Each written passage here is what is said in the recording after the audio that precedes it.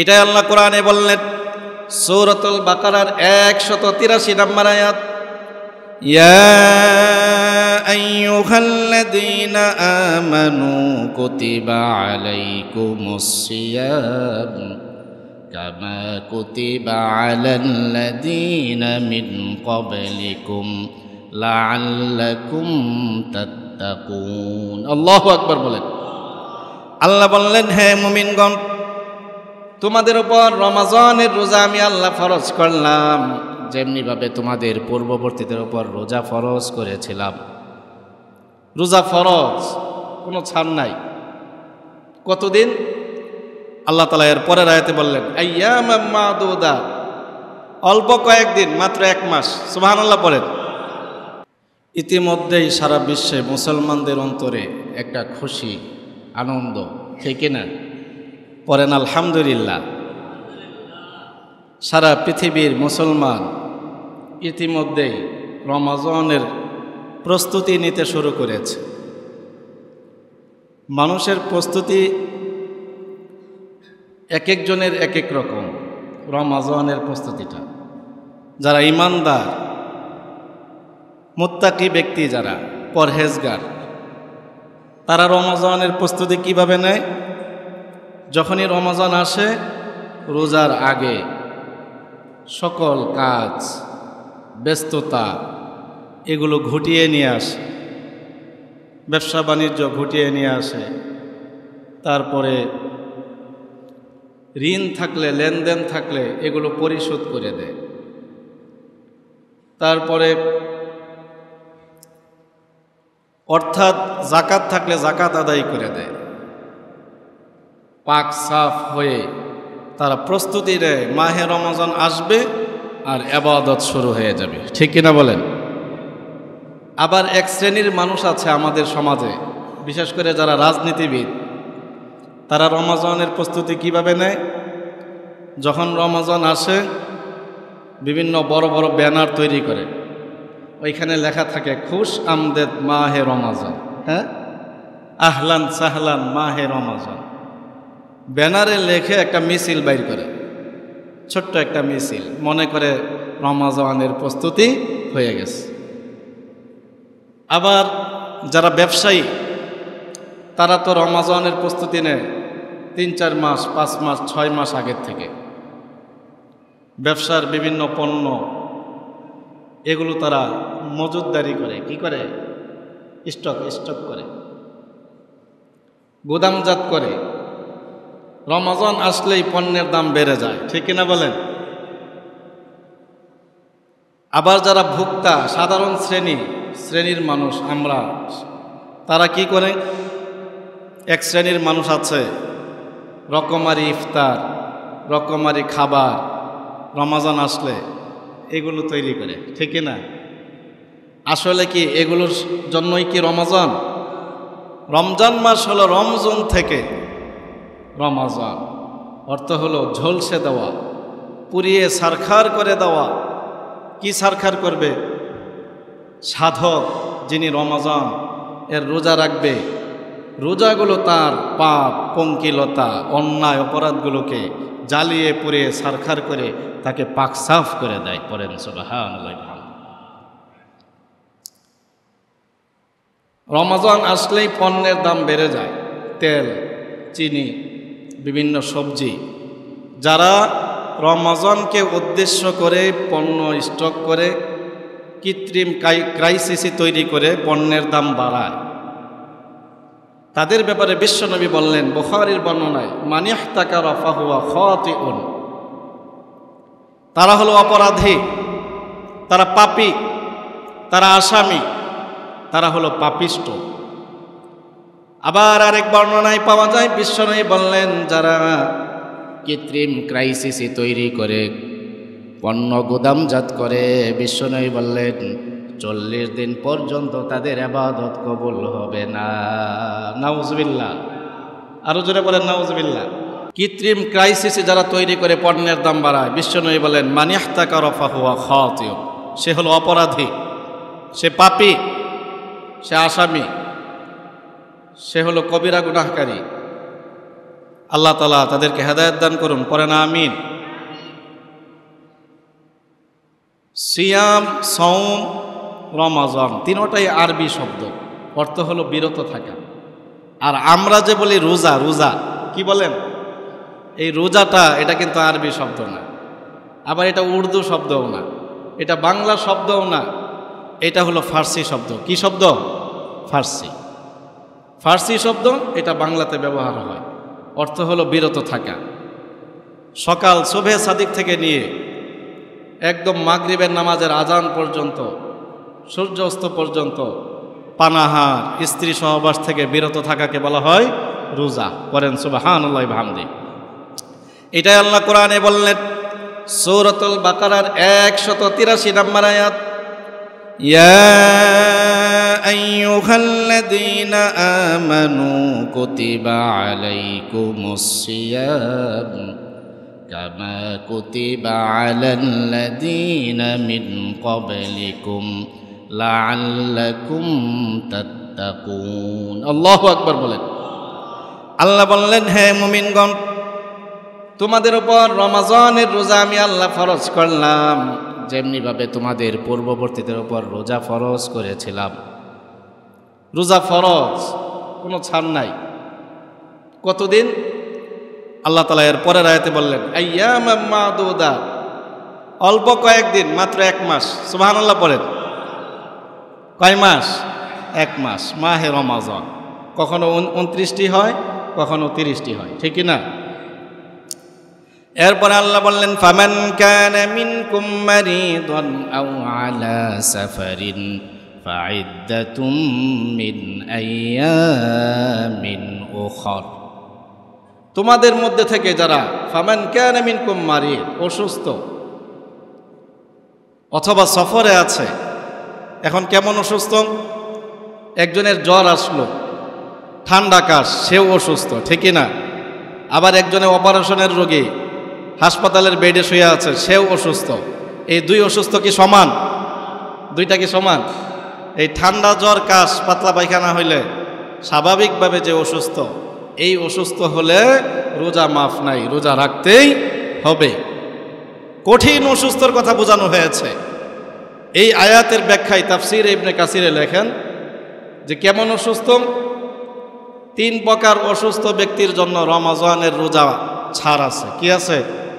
ছাড়। তারা পরবর্তীতে কাজা করবে।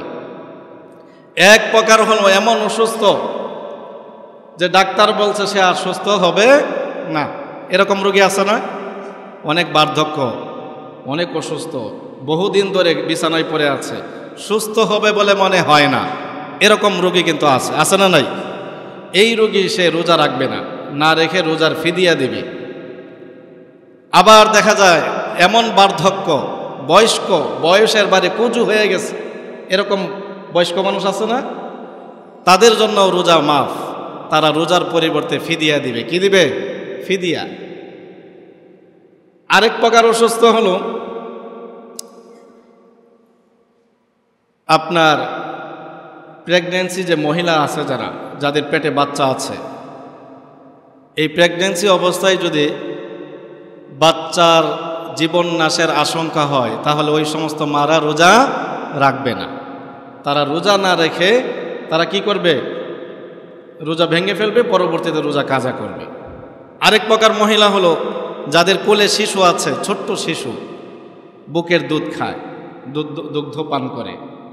ওই সমস্ত মহিলারা যদি রোজা রাখে আর বুকে দুধের সমস্যা হয়, বাচ্চার জীবন নাশের সম্ভাবনা থাকে, তাহলে তারা কি করবে না?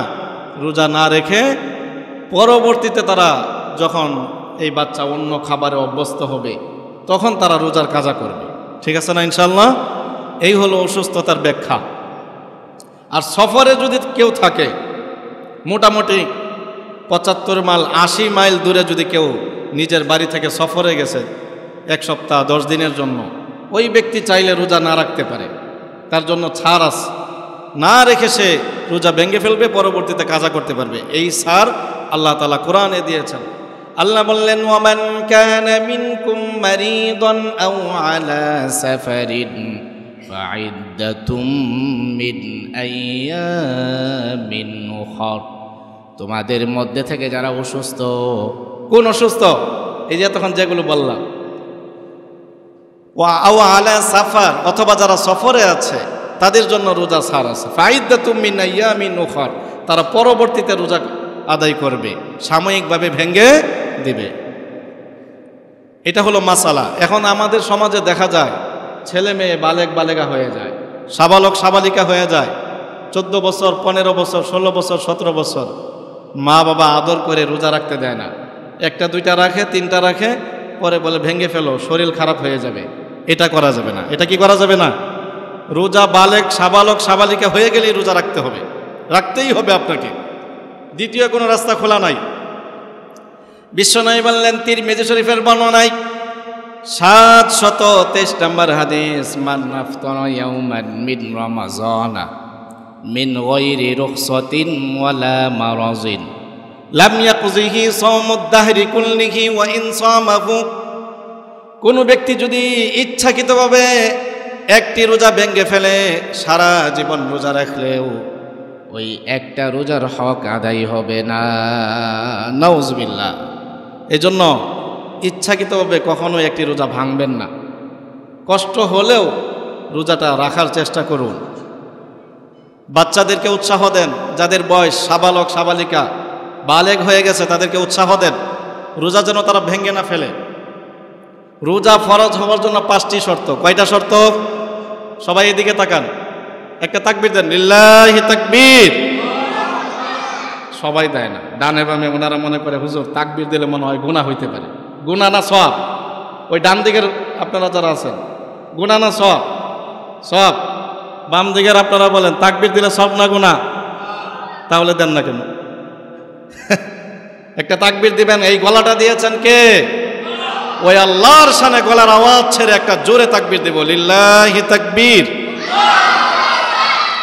এবার ঠিক আছে। আল্লাহ তাআলা আমাদের তাকবীরকে কবুল করুন, পড়েন আমিন। রোজা ফরজ হওয়ার জন্য কয়টা শর্ত? 5টা। আমি কিন্তু জিজ্ঞাসা করব, বলতে না পারলে আপনি থেকে যাবেন। খুব মনোযোগ দিয়ে শুনবেন। রোজা 5টি শর্ত পাওয়া গেলে ওই ব্যক্তির উপর রোজা ফরজ। 1 নাম্বার হলো মুসলমান হতে হবে। কি হতে হবে? অমুসলমানের উপর রোজা ফরজ না। 2 নাম্বার হলো আকেল হতে হবে। আকেল বলা হয় সুস্থ মস্তিষ্ক সম্পন্ন ব্যক্তি, পাগলের উপর রোজা ফরজ না। 3 নাম্বার হলো বালেগ হতে হবে, বালেগ প্রাপ্তবয়স্ক। 4 নাম্বার হলো সুস্থ থাকতে হবে। সুস্থ কেমন? ওই যে একটু আগে যেগুলো বললাম, মহিলারা তাদের হায়েজ নেফাস থেকে পবিত্র হওয়া লাগবে।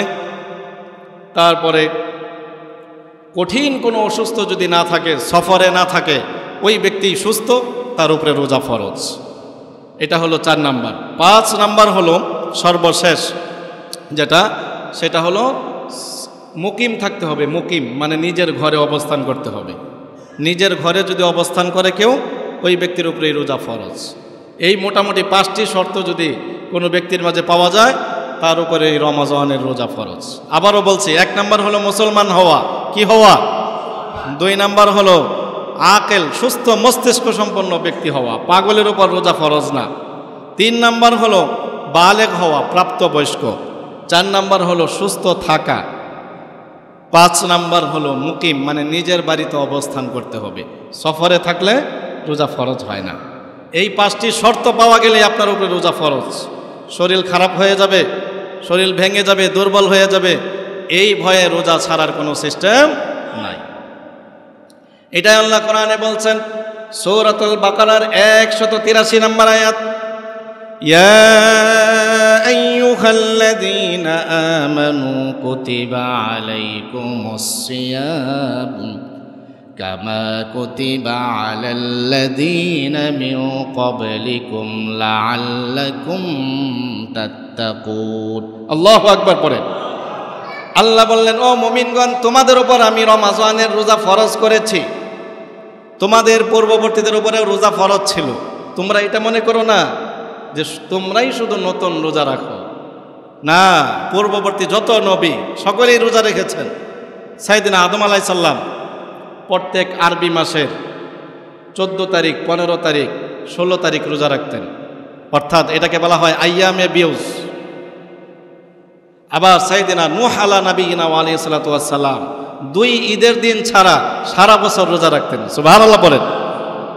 সাইয়েদিনা ইব্রাহিম আলাইহিস সালাম, অন্যান্য সকল নবী, ঈসা আলাইহিস সালাম সহ সকল নবীদের উপরে রোজা ফরজ ছিল, তবে সিস্টেম ভিন্ন ছিল।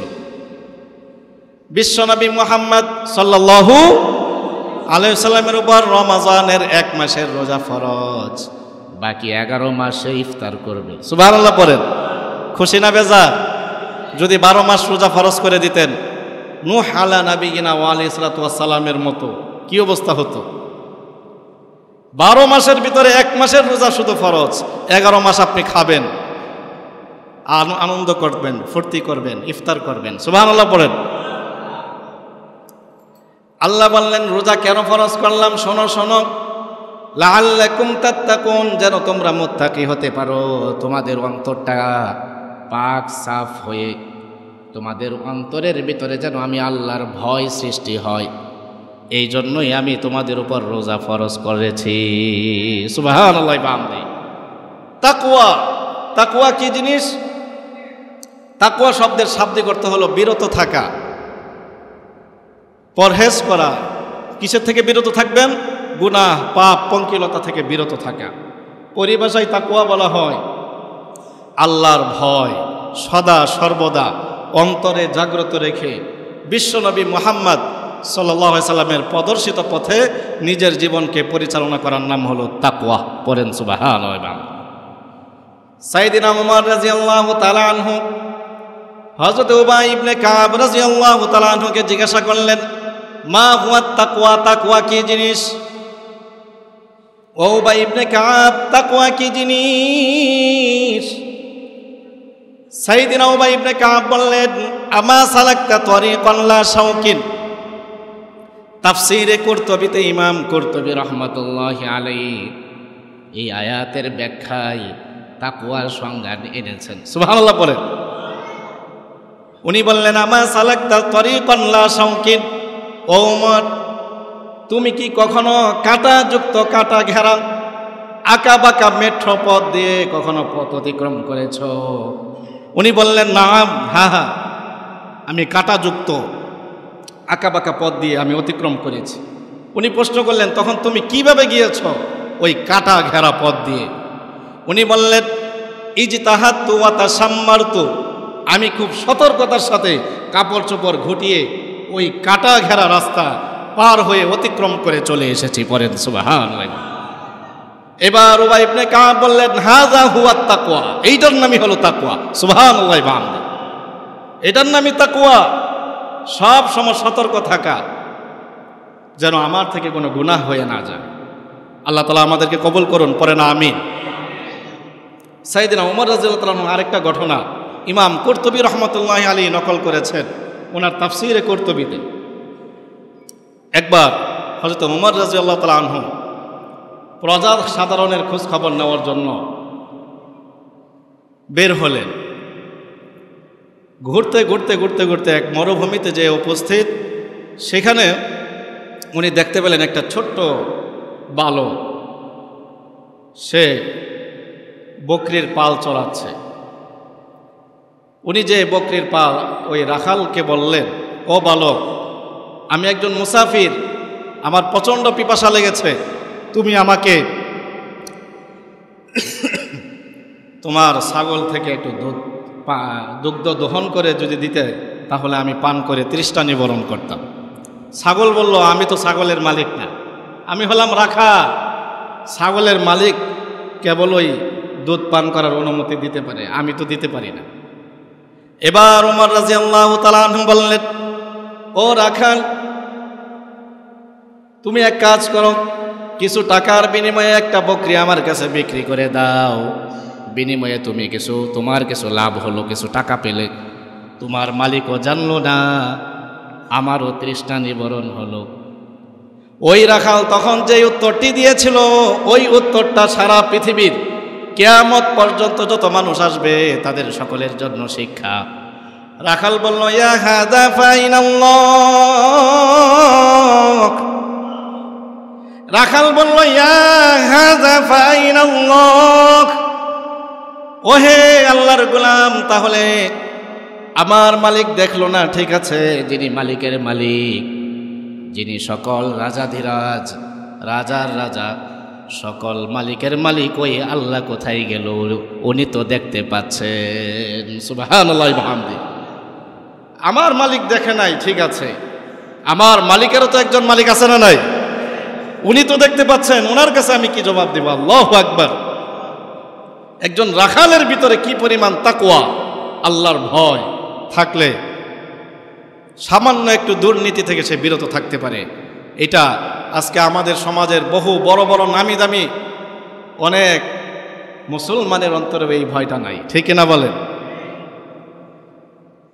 আল্লাহ তাআলা আমাদের সকলকে এই তাকওয়া অর্জন করার তৌফিক দান করুন। সকলেই পড়ি আমিন। কোনো ব্যক্তি যদি তাকওয়া অর্জন করতে পারে, মুত্তাকি হতে পারে, 4টা পুরস্কার আল্লাহ তাআলা ওই ব্যক্তিকে দান করবেন। কয়টা পুরস্কার? এই 4টা পুরস্কারের কথা আল্লাহ তাআলা 28 নম্বর পারার একটা সূরা আছে, 17 নম্বর পৃষ্ঠা, সূরাতুত তালাক। এই তালাকের ভিতরে আল্লাহ তাআলা কোট করেছেন। সুবহানাল্লাহ পড়েন। 1 নম্বর পুরস্কার হলো তাকওয়া অর্জনকারী ব্যক্তির জন্য। সূরাতুত তালাকের 5 নম্বর আয়াত আল্লাহ বললেন, ওয়া মাইয়াত্তাকিল্লাহা ইউকাফির আনহু সাইয়্যাতিহি ওয়া ইউযিম লাহু আজরা। 1 নম্বর মুত্তাকি ব্যক্তির 1 নম্বর পুরস্কার হলো তাকওয়া যে ব্যক্তি অর্জন করতে পারবে, আল্লাহর ভয়, ওই ব্যক্তির পিছনের সকল গুনাহগুলো মাফ করে দিবেন কে? এটা 1 নম্বর পুরস্কার। আপনার কোনো গুনাহ থাকবে না, সব মাফ করে দিবেন। সুবহানাল্লাহ ওয়া বিহামদিহি। 2 নম্বর পুরস্কার হলো ওয়া ইউযিম লাহু আজরা। আপনি সওয়াবের কাজ করবেন একটা, সব পেয়ে যাবেন যোজন যোজন। আল্লাহ তাআলা ওই একটা নেকের কাজের বিনিময়ে যোজন যোজন তার প্রতিদান বাড়িয়ে দিবেন। সুবহানাল্লাহ। মুত্তাকি ব্যক্তি সে একটা কাজ করবে, ভালো কাজ, ওই একটা কাজের বিনিময়ে আল্লাহ তাআলা হাজার হাজার গুণ, অগণিত গুণ বাড়িয়ে দিবেন। পড়েন সুবহানাল্লাহ। 3 নম্বর পুরস্কার হলো সূরাতুত তালাকের 2 নম্বর আয়াত আল্লাহ বললেন, ওয়া মাইয়াত্তাকিল্লাহা ইয়াজআল লাহু মাখরাজা। আল্লাহ তাআলা বললেন, যে ব্যক্তি তাকওয়া অর্জন করতে পারবে, ইহকালে পরকালে ওই ব্যক্তির জন্য মুক্তির পথ বের করে দিবেন। সুবহানাল্লাহ ওয়া বিহামদিহি। ইহকালে যদি আপনি কোনো জায়গা ঠেকে যান, মুসিবতে পড়েন, মুক্তির রাস্তা বের করে দিবেন কে? আবার 2টা চোখ বন্ধ হইতে দেরি, কবরের অবস্থা ভয়াবহতা আছে না নাই? আবার হাসরের ময়দানের সেই ভয়াবহতা, এই সব জায়গায় আপনার মুক্তির পথ বের করে দিবেন কে? এই জন্য তাকওয়া অর্জন করবেন, আল্লাহর ভয়, যেখানে কেউ দেখে না, কেউ যেটা দেখে না দেখে কে? কেউ যেটা শুনে না শুনে কে? এটা আল্লাহ কোরআনে বলেছেন, ওয়াল্লাহু সামিউন আলীম।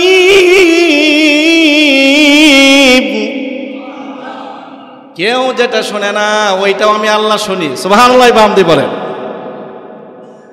মানুষ যেটা শুনতে পায় না ওইটাও শুনেন কে? যেটা প্রকাশ্যে আওয়াজ করে বলেন ওইটা শুনে কে? আর যেটা মনে মনে বলেন, وَأَسِرُّوا قَوْلَكُمْ أَوْ اجْهَرُوا بِهِ إِنَّهُ عَلِيمٌ بِذَاتِ الصُّدُورِ। আল্লাহ বললেন, তোমার অন্তরে যেটা আছে ওইটাও আমি আল্লাহ শুনতে পাই। সুবহানাল্লাহ। মুত্তাকি ব্যক্তিদের 4টা পুরস্কার। সর্বশেষ 4 নম্বর হলো ওয়ায়ারযুকুহু মিন হাইসু লা ইয়াহতাসিব। আল্লাহ বললেন, ওই ব্যক্তি, যে ব্যক্তি তাকওয়া অর্জন করবে, তার রিজিকের ব্যবস্থা আমি এমন জায়গা থেকে করে দিব যেটার কল্পনাও সে করতে পারবে না। পড়েন সুবহানাল্লাহ। এই 4টা পুরস্কার মনে থাকবে তো ইনশাআল্লাহ? 1 নম্বর হলো সকল গুনাহ আল্লাহ মাফ করে দিবেন।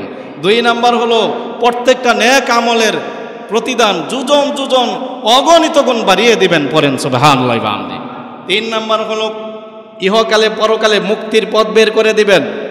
সর্বশেষ হলো এমন জায়গা থেকে রিজিক দিবেন যেটা ওই বান্দা কখনো কল্পনাও করতে পারে না। সুবহানাল্লাহ।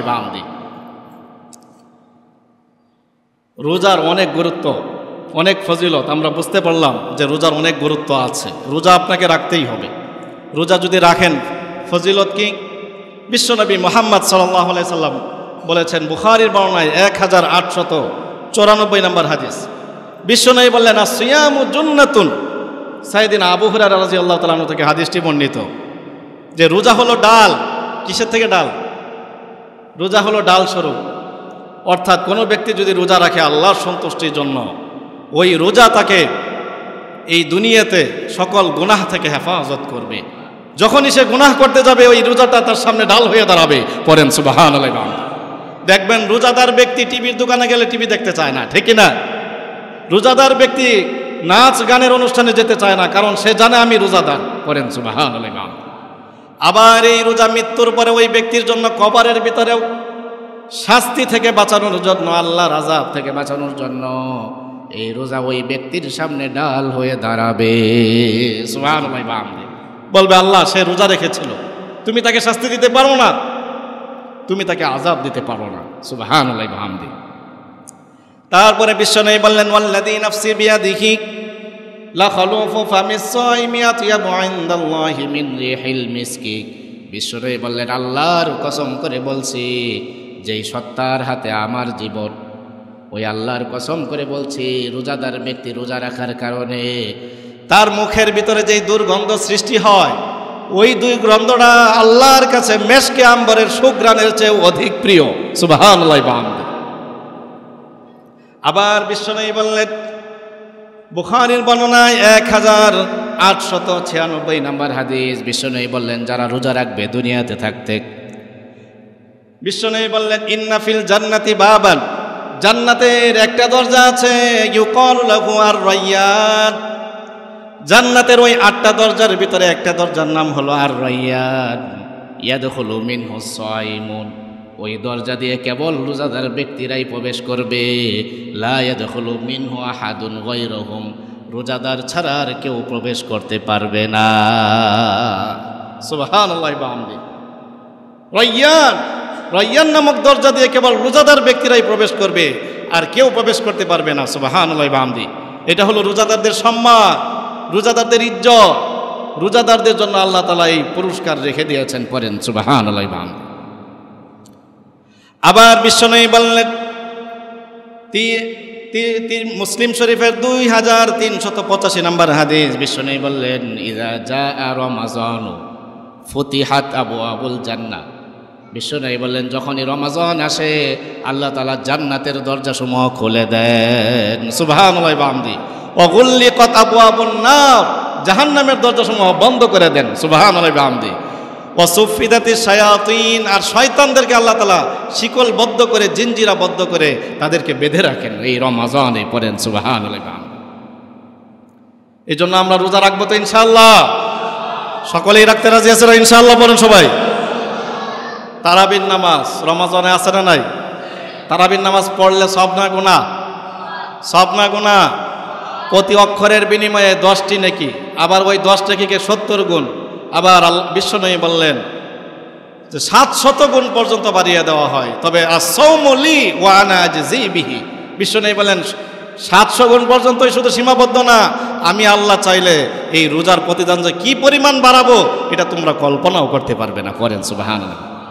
এই জন্য এই মাহে রমাজান আসন্ন, সকলেই বেশি বেশি কোরআন তেলাওয়াত করব। কোরআনের মাস, ঠিক আছে না ইনশাআল্লাহ? কোরআন তেলাওয়াত যদি করতে না পারেন, যারা পড়তে পারে কোরআন তাদের পাশে বসে বসে শুনবেন। তাও যদি না পারেন, রমাজানে তারাবির নামাজ, খতমে তারাবি আছে না নাই? প্রত্যেকটা মসজিদে বর্তমানে আমি মনে করি খতমে তারাবি করা আয়োজন করার প্রয়োজন, ঠিক কিনা বলেন? এই সূরা তারাবি ফাঁকিবাজি করে আল্লাহর থেকে আপনি বাঁচতে পারবেন না। ফাঁকিবাজি করে বাঁচার কোনো রাস্তা নাই। খতমে তারাবি পড়বেন, সব বেশি না কম? রমাজানে 1 খতম কোরআন যদি আপনি হাবি সাহেবদের পিছনে পড়েন তাহলে কত গুণ সব? 700 গুণ। তাহলে 700 খতমের সব আপনি পেয়ে গেলেন। পড়েন সুবহানাল্লাহ বিহামদি। 700 খতম কি জানতেন কথা মনে করেন? অনেক বড় ব্যাপার। এজন্য খতমে তারাবি পড়ার ইচ্ছা আছে কার কার? দুটি হাত তুলে আল্লাহকে দেখায় দেন। লিল্লাহি তাকবীর, লিল্লাহি তাকবীর। আল্লাহ তাআলা আমাদের তাকবীরকে কবুল করুন। পড়েন আমিন। খতমে তারাবি, তারাবির নামাজ কয় রাকাত? এটা নিয়ে পারাপারি মারামারি আছে না নাই? এই মারামারি আমাদের দেশেই বেশি, অন্য অন্য দেশে নাই। খতমে তারাবি পড়েন আর সূরা তারাবি পড়েন। তারাবির নামাজের হুকুম হলো সুন্নত। তারাবির নামাজের হুকুম কি? সুন্নত। তারাবির নামাজ 20 রাকাত না 8 রাকাত, এটা নিয়ে একটা মারামারি। তারাবির নামাজ 20 রাকাত, এটার পক্ষে অনেকগুলো দলিল আমি দিব সংক্ষিপ্তভাবে। তারাবির নামাজ 20 রাকাত আপনাকে পড়তেই হবে, কাটছাট করার কোনো সিস্টেম নাই। এই ব্যাপারে একটি হাদিস, সহিহ হাদিস পাওয়া যায়। হযরতে আব্দুল্লাহ ইবনে আব্বাস রাইসুল মুফাসসিরিন, সাহাবায়ে কেরামের মধ্যে মুফাসসিরদের সর্দার ছিলেন, নাম কি? আব্দুল্লাহ ইবনে আব্বাস, সুবহানাল্লাহ বলেন, রাদিয়াল্লাহু আনহু। ওনার থেকে একটা হাদিস পাওয়া যায়, বিশ্বনবী মুহাম্মদ সাল্লাল্লাহু আলাইহি ওয়াসাল্লাম, আন্না রাসূলুল্লাহি সাল্লাল্লাহু আলাইহি সাল্লাম কানা ইউসাল্লি ফি রমাযান 20 রাকাতান। বিশ্বনবী মুহাম্মদ সাল্লাল্লাহু আলাইহি ওয়াসাল্লাম রমাযানে 20 রাকাত তারাবির নামাজ পড়তেন। পড়েন সুবহানাল্লাহ। এই হাদিসটি আছে কোথায়? বিখ্যাত হাদিসের গ্রন্থ মুসান্নিফ ইবনে আবি শাইবা, খণ্ড নাম্বার 5, পৃষ্ঠা নাম্বার 2235, হাদিস নাম্বার 7774, মুসান্নিফ ইবনে আবি শাইবা। আবার এই একই হাদিস তবরানী শরীফ, বিখ্যাত আরেকটি হাদিসের গ্রন্থ, 35 খণ্ড। কয় খণ্ড তবরানী শরীফ? 35 খণ্ডে। ওই তবরানী শরীফের হাদিসে আসছে, খণ্ড নাম্বার 5, পৃষ্ঠা নাম্বার 423, হাদিস নাম্বার হলো 11934 নাম্বার। সুবহানাল্লাহ পড়ে। আরেকটি একই হাদিস আরেকটি কিতাবে আসছে, নাম করা বিখ্যাত হাদিসের গ্রন্থ বাইহাকি শরীফ। আপনারা অনেকেই নাম শুনেছেন বাইহাকি শরীফ। এই কিতাবের 4615 নম্বর হাদিস, 4615 নম্বর হাদিস, বিশ্বনবী মুহাম্মদ সাল্লাল্লাহু আলাইহি সাল্লাম রমাযানে 20 রাকাত তারাবির নামাজ পড়েছেন। সুবহানাল্লাহ পড়েন। আবার সিহাসিত্তার অন্যতম গ্রন্থ আবু দাউদ শরীফ, সিহাসিত্তা 6টি বিশুদ্ধ হাদিসের গ্রন্থ, তার ভিতরে আবু দাউদ শরীফ আছে না নাই? ওই আবু দাউদ শরীফের প্রথম খণ্ডের 202 নম্বর পৃষ্ঠায় একটি হাদিস এসেছে, সাইয়েদিনা ওমর রাদিয়াল্লাহু তাআলা আনহু থেকে হাদিসটি বর্ণিত। আন্না ওমর ইবনুল খাত্তাব রাদিয়াল্লাহু আনহু জামাআন নাসি আলা উবাই ইবনে কাব রাদিয়াল্লাহু তাআলা আনহু ফাকানা ইউসাল্লি লাউ 20 রাকাতান। সাইয়েদিনা ওমর রাদিয়াল্লাহু তাআলা আনহুর নির্দেশে উবাই ইবনে কাব রাদিয়াল্লাহু তাআলা আনহুর ইমামতিতে মসজিদে নববীতে 20 রাকাত তারাবি পড়ানো হয়েছে। পড়েন সুবহানাল্লাহ। তখন থেকে 20 রাকাত এর প্রচলন শুরু হয়েছে, অদ্যাবধি পর্যন্ত, কিয়ামত পর্যন্ত 20 রাকাত চলবে। পড়েন সুবহানাল্লাহ। হযরত ওমর রাদিয়াল্লাহু তাআলা আনহু উনি কি জানতেন মানুষ? বলেন। আপনি যদি বলেন হুজুর উনি না বলছে, এটা আল্লাহর রাসূল 1-2 দিন পড়েছেন, বেশি পড়েন নাই, এই জন্য যে যদি প্রতিদিন 20 রাকাত তারাবি পড়তেন তাহলে তারাবির নামাজ ওয়াজিব হয়ে যেত। আমাদের সমাজে অনেক ফাঁকিবাজ মুসল্লি আছে না নাই? তারাবি পড়ে না, তখন তাদের খবর আছিল না নাই? খবর ছিল বেশি। আল্লাহ রাসূল সাল্লাল্লাহু আলাইহি ওয়াসাল্লাম ওইটা বুঝতে পেরে যেন উম্মতকে শাস্তি না দেওয়া হয়, উম্মতের উপর থেকে শাস্তির বোঝাটাকে হালকা করে তারাবির নামাজটা উনি প্রতিদিন 20 রাকাত পড়েন নাই, উনি কয়েকদিন পড়েছেন, কারণ প্রতিদিন পড়লে আল্লাহ তাআলা সেটা ওয়াজিব করে দিতেন। আবার বিশ্বনবী বললেন, আলাইকুম বিসুন্নতি ওয়া সুন্নাতিল খুলাফাইর রাশিদিন আল মাহদিয়িন। হাদিস কাকে বলে? আমরা হাদিস বলতে কি বুঝি? এক কথায় আমরা বুঝবো, হাদিস বলতে আল্লাহ রাসূল সাল্লাল্লাহু আলাইহি ওয়াসাল্লাম যা বলেছেন, যা করেছেন, এটা হাদিস। আবার আল্লাহ রাসূল সাল্লাল্লাহু আলাইহি ওয়াসাল্লাম বলেছেন, আমি যা করব তোমরা সেটা করবা, আমার সাহাবায়ে কেরাম যেটা করবে ওইটাও হাদিস। সুবহানাল্লাহ। বামদি পড়েন। ইবনে মাজাহ শরীফের হাদিস, বিশ্বনবী বললেন, আলাইকুম বিসুন্নতি, তোমরা আমার সুন্নতকে আঁকড়ে ধরো, ওয়া সুন্নাতিল খুলাফাইর রাশিদিন আল মাহদিয়িন, আর আমার হেদায়েতপ্রাপ্ত যে 4 খলিফা, কয় খলিফা? ওই খোলাফায়ে রাশেদার সুন্নতকেও তোমরা আঁকড়ে ধরো। পড়েন সুবহানাল্লাহ। ওই 4 খলিফার ভিতরে একজন সাইয়েদনা ওমর রাদিয়াল্লাহু তাআলা আনহু আছে না নাই? ওনার হুকুমে সারা তখন যত সাহাবায়ে কেরাম ছিলেন সকল সাহাবায়ে কেরাম 20 রাকাত তারাবি পড়েছেন। সাহাবায়ে কেরামের ইজমা হয়ে গেছে, কোনো একজন সাহাবী এই কথা বলেন নাই যে হে ওমর আমরা 20 রাকাত তারাবি পড়ব না, আমরা 8 রাকাত পড়ব, এই কথা কোনো সাহাবী বলেন নাই। তার মানে বোঝা গেল তারাবির নামাজ কয় রাকাত? 20 রাকাত। আবার ইজমায়ে সাহাবা 1500 বছর ধরে মক্কা মদিনাতে অলরেডি আমরা দেখতে পাই 20 রাকাত তারাবি হয়ে আসছে। আবার বিভিন্ন জায়গায়, সব জায়গায় হক্কানি আলেম ওলামারা 20 রাকাত তারাবির আয়োজন করে থাকেন। এখন যারা বলে 8 রাকাত, তারা এটা কোথায় পেলো এটা আমরা খুঁজে বের করব, ঠিক আছে না ইনশাল্লাহ? এটা কোথায় আছে 8 রাকাতের কথা? প্রথমে আমাদের জানতে হবে যে 8 রাকাতের যে দলিলটা তারা দেন, এটা মূলত তারাবির থেকে তারা দেন না। আল্লাহ রাসূল সাল্লাল্লাহু আলাইহি ওয়াসাল্লাম তাহাজ্জুদের নামাজ পড়তেন 8 রাকাত। কয় রাকাত? তাহাজ্জুদের নামাজ পড়তেন 8 রাকাত। ওই তাহাজ্জুদের নামাজের যে হাদিসটা, ওইটা দিয়ে তারা তারাবির দলিল দিতে চেষ্টা করেন। তারা ব্যর্থ দলিল দিতে চেষ্টা করেন। তারা বলেন আল্লাহ রাসূল সাল্লাল্লাহু আলাইহি ওয়াসাল্লাম, বুখারীতে একটি হাদিস পাওয়া যায়, 2013 নম্বর হাদিস বুখারীতে। আম্মাজান আয়েশা রাদিয়াল্লাহু তাআলা আনহা থেকে হাদিসটি বর্ণিত, রাদিয়াল্লাহু তাআলা আনহা থেকে, মা কানা ইয়াজিদু ফি রমাযানা ওয়ালা ফি গায়রিহা আলা 11 রাকাতান। তারা বলেন যে আম্মাজান আয়েশা রাদিয়াল্লাহু তাআলা আনহা বলছেন, আল্লাহ রাসূল সাল্লাল্লাহু আলাইহি ওয়াসাল্লাম রমাযান এবং রমাযানের বাহিরে রাতের বেলা উনি 8 রাকাত নামাজ পড়তেন, রমজান মাস এবং রমজানের। এখন আমার প্রশ্ন হলো, রমাযানের বাহিরে কি তারাবির নামাজ আছে? নাই। তার মানে এই হাদিস দিয়ে আল্লাহ রাসূল কি বোঝাতে চাইলেন? এই হাদিস দিয়ে উনি বোঝাতে চাইলেন এটা হলো তাহাজ্জুদের নামাজ।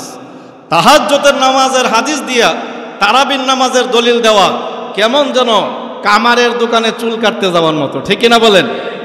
আপনি যেরকম কামারের দোকানে কেউ চুল কাটতে যায় না, সেলুনের ভিতরে যেরকম দাও কাছে কেউ ধারাইতে যায় না, ঠিক অনুরূপভাবে তাহাজ্জুদের নামাজের হাদিস দিয়ে তারাবির দলিল দেওয়া কামারের দোকানে চুল কাটার মতো, ঠিক কিনা বলেন? আল্লাহ তাআলা আমাদের সমাজের মানুষগুলোকে হেদায়েত দান করুন, সকলেই পড়ি আমিন। তাছাড়া 20 রাকাত তারাবি পড়লে 20 রাকাতের ভিতরে 8 রাকাত আছে না নাই?